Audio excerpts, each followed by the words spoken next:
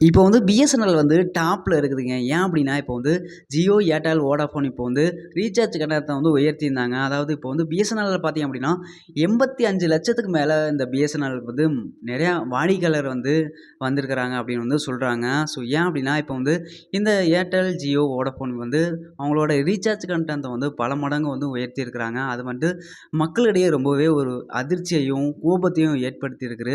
அது மட்டும் இல்லாம அவங்கள வந்து ஒரு எதிர்க்கிற விதமா மீம்ஸுகளால அவங்கள வந்து இப்போ அவங்களோட ஆதங்கத்த வந்து வெளிப்படுத்திட்டு வராங்க. ஏன் பார்த்தீங்க அப்டின்னா, இது வந்து மிகுந்த ஒரு கோபத்த ஏற்படுத்துது. இந்த ஜியோ, ஏர்டெல், வோடஃபோன் முன்ன இருந்த மாரிலாம் இப்போ வந்து இல்லைங்க. ஸோ நெறையா வந்து மாறி இருக்குதுன்னு கூட சொல்லலாம். சமீபத்தில கூட முகேஷ் அம்பானியோட பையனோட கல்யாணம் வந்து நடந்துச்சு. ஸோ அந்த கல்யாணத்துக்கு வந்து பணம் பத்தல அப்டிங்கிறதுக்காக ஸோ எங்களோட